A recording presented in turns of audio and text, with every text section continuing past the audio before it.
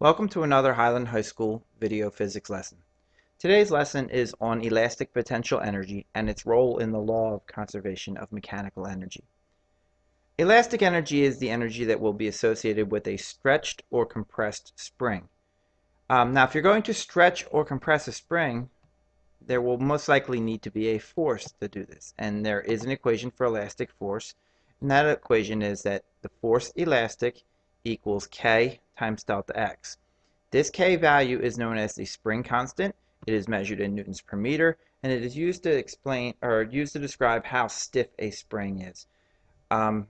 What it's basically saying is that the K value is how many newtons it would take to stretch this particular spring by 1 meter. Now, the spring might not actually stretch out that far, but if the spring was long enough, how many newtons would it take to stretch it by 1 meter?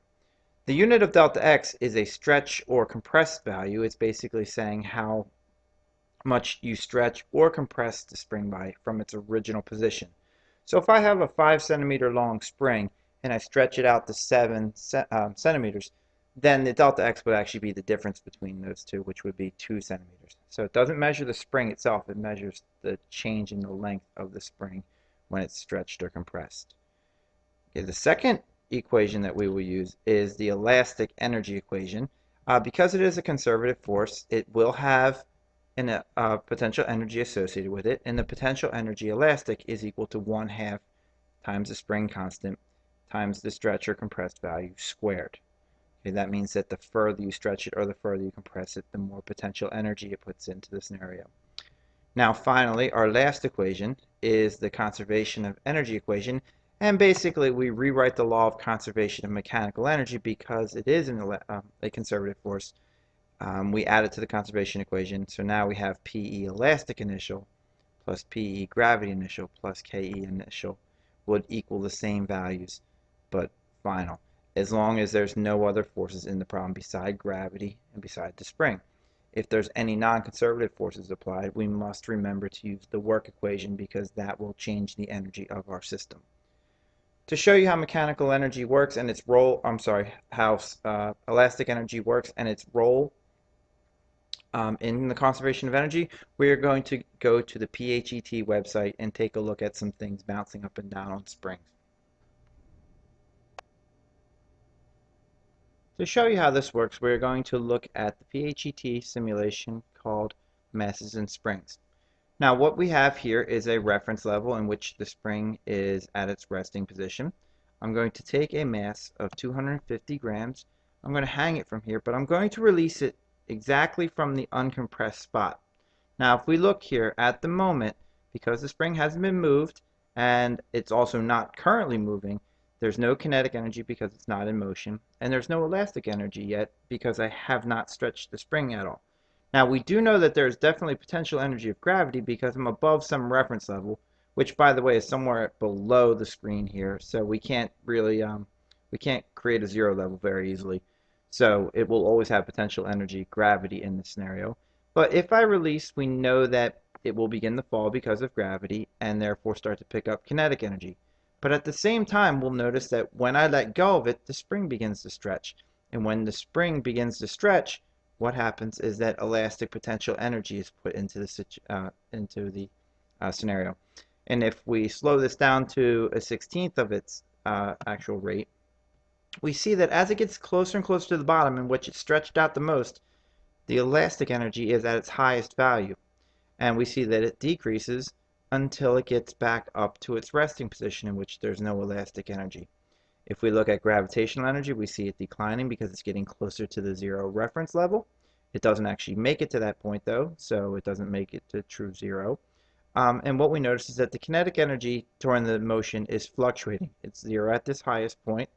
It speeds up, and about the middle it begins to slow back down until it stops at the bottom, in which it begins to speed back up. If we look here in this total column, we see that all the different energies are changing, but they always reach the same spot on the bar graph, indicating that energy is conserved. It's just switching between these three forms, never being lost, never being created, only switching. Now, let's say I take this mass off. Would the same thing happen with a different mass? Well, according to the F equals kx equation, when I put this force on here, which would be weight, Fg would be mass times gravity, it will be less of a force. And because there's less force, what we're going to see is that the spring will stretch by less. So if we notice right now, the total energy is less because there's less mass. So right now at the moment where we're all potential energy gravity, there's less than there was when it was a 250 gram mass because the equation says so.